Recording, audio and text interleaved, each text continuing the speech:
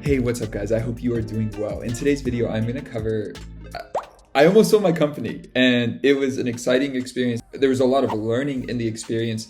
I got an offer for my company and I turned it down. This video is just gonna be a review. I just wanna document the experience that I went through, and if there's any advice or tips that could be helpful for you in the process as well, that would be great. So let's get into it. About 4 weeks ago, I made a big decision to shift my business. And in the process of that, the next day I sat down with a mentor and I talked to him about it. It wasn't planned. We were planning to see each other anyway, and I had just made that shift mentally. I sat down with him and shared it. And he said, "Why don't you think about selling the company?" And I was like, I didn't even know that was an option. I mean, it's a smaller company. The sale price would be under $250,000. I don't know how that works. I don't even know what to consider. There's some parts of it I'd sell, some parts of it I'd keep. So I don't even know what to say. That was a whole new experience for me. But then the next day after that, I had a business forum and I shared this idea.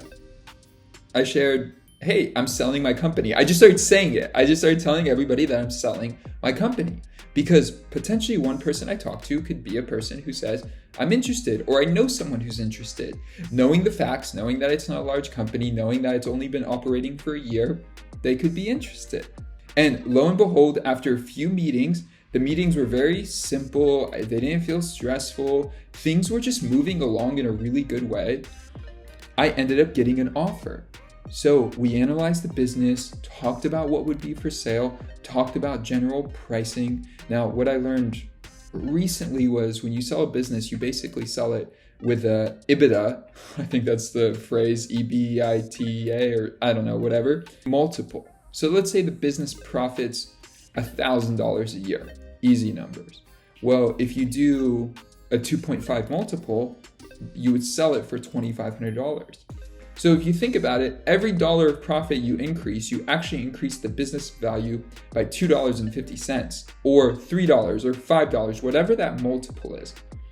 So for this business, we were gonna look at about a 2 to 2.5 multiple. And I had a number settle for me that was actually at probably a 1.7, a 1.8 multiple. I said if we sold it at a 1.8 multiple, just about $175,000, I would be happy. I also learned a lesson that anytime you get an offer, you always counter. Even if the offer is what you want, you always counter. This was advice from another mentor that I got, jumping ahead in some ways. So we go through the process. I'm excited to sell the business. I think at that price point, it's worth it because the reputation we've built and other things. And there are some complications with selling a business, a few things you need to consider. If you're trying to sell your company, and this isn't a video for like a professional, this is for like a freelancer gone to build a business, gone to trying to sell it. If you're trying to sell something, the first thing to consider is that people want historical data. And there are a few things to consider with historical data. Typically, historical data should reflect 3 years of historical information of your business. Profit, loss, business costs, all that stuff.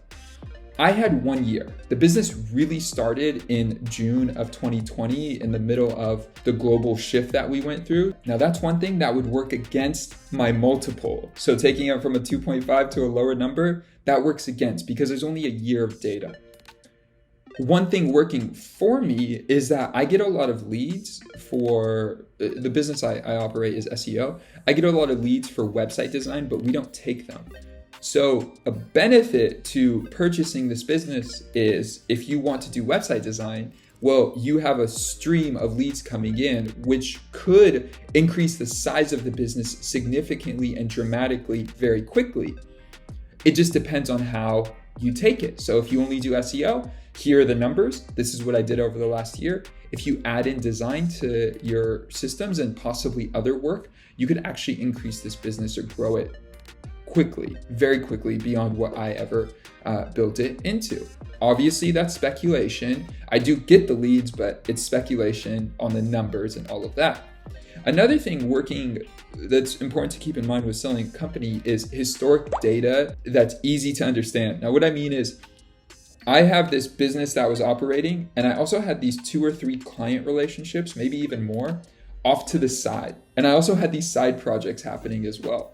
So in my bookkeeping, all of this is aggregated under one LLC. Now, this isn't necessarily a video on how to differentiate all the legal entities, but one thing to understand is that people prove the value of the business by the books. Really, I think at the most basic level, the books prove the value of the business. So when I have an expense for a developer that works on these side projects, or if I have an expense for a video editor that works on my YouTube channel, but that's not necessarily related to the core business itself, there's an interesting play there where you have to be very clear and separate those things. Now, for me, it wasn't that hard to go back over the last 12 months and really just show what those numbers are, because at the end of the day, those numbers produce the profit margin, and that profit margin is what you do the multiple against. So the clearer those numbers are, if the numbers are all confused and intertwined with other stuff, it makes it really hard to clarify the business value. And so that was one other lesson that I learned in this process, that the more you can differentiate those numbers. I use a service called Bench Accounting, bench.co. Check them out. There's probably a referral link down below. But if you check out Bench, they do my books in a way now where I ask them to separate the ledger so that things are classified for my purposes only, not for bookkeeping or accounting or filing taxes, but for my purposes, separated by the product or service I'm selling. So if it is something that is separate from the core business, well, then that's cleared up. One other thing I found really helpful in the process of selling the company is we use Notion for all our project management. We don't use random Word documents or random files. We use Notion for everything. We have scripts for everything. This made the sale process even more appealing because I'm not selling people necessarily who may be happy with the sale or mad at the sale or sad about the sale or whatever. I'm selling these processes, and people can go with it. But at the end of the day, if the people don't go, the processes are there, the systems are there. So everything was documented in Notion. The systems were very clear. And the only thing I would have had to film additionally or create additionally to walk the buyer through the process would be a few Loom videos, just walking through, hey, this is what we do first, then this is what we do, then this is what happens, then this is the project, this is how you create it, this is how you deliver it. Obviously, they could change it how they like, but giving them a full run through with just a simple Loom video is so easy, especially because you could just integrate that into Notion immediately. Now, you may be asking, why did I turn down the offer? This is why, and this is an important part in selling a company. The offer was lower than what I expected, but it was still a good offer. But this is why. There were a few key reasons. The down payment was too low. I wanted at least a 50% down payment, if not, I just wanted a down payment of $50,000, and it was lower than that. I wanted something that was at least $50,000 that showed I sold a business. I wanted to feel it. I didn't want to just kind of feel it. Also, something else I learned from a mentor, which I don't think it would happen in this case, really. I don't think it would have happened, but you also have to just err on the side of caution. One of my mentors a long time ago, he said he sold a business for $200,000, one of his first companies. And when he sold it, he got the down payment and maybe a few months of payments, and then payment just stopped. I really don't think that would have happened in this case, but I also just didn't want to go through that process. That process felt like it could be a lot. And that's probably the biggest point I want to bring up. We were going to go into a seller finance agreement where there was a small down payment and monthly payments for the next 12 to 24 months. That level of commitment in a relationship with someone I just met is a big ask. It just is a big ask. It's too complicated for the amount of money. If it was a lot more money, possibly. But preferably, I just want to get the sale, get it done with.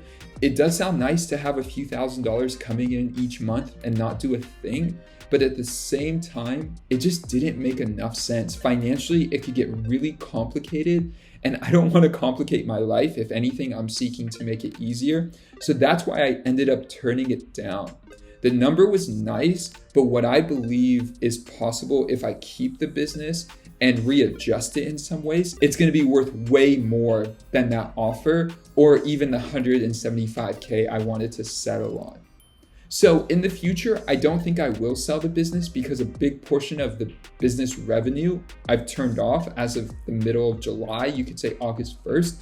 But at this point now, I'm readjusting the business. A consultant said this to me and it really stuck out. For you to get where you want to go, you're going to have to take 2 major leaps. And he also said, where I want to go is to $1 million a year business. And he also said that you need to get off of the bicycle, readjust, and get into a car.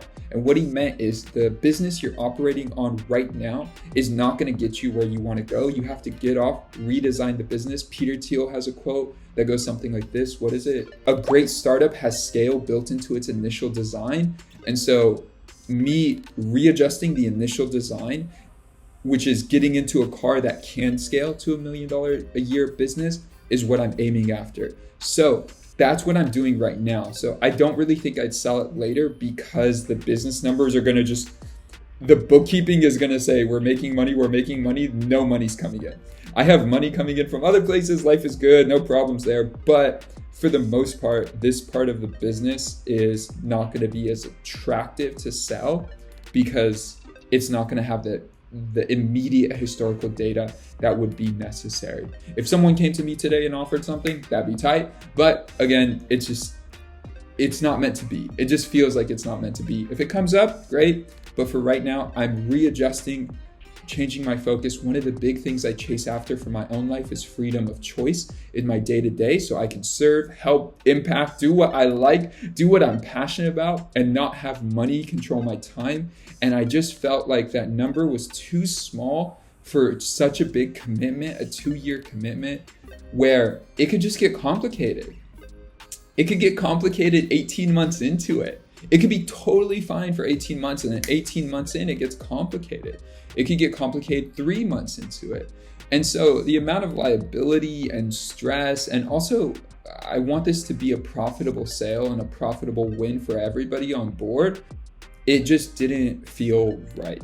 Those are a few things I learned in the process of trying to sell my company. I hope that helps you. If it did, please hit that like button down below. And if you have any questions or comments, drop them down below. With that, subscribe. When you subscribe, it'll help me get closer to putting a YouTube plaque right there. So please subscribe if you're looking for more content like this. I publish new content every single week, Friday at 1 p.m. And we post a few other videos as well during the week. But every week at Friday at 1 p.m., you'll definitely see a video. And with that, have a great day. And I'll see you guys in the next one. Peace.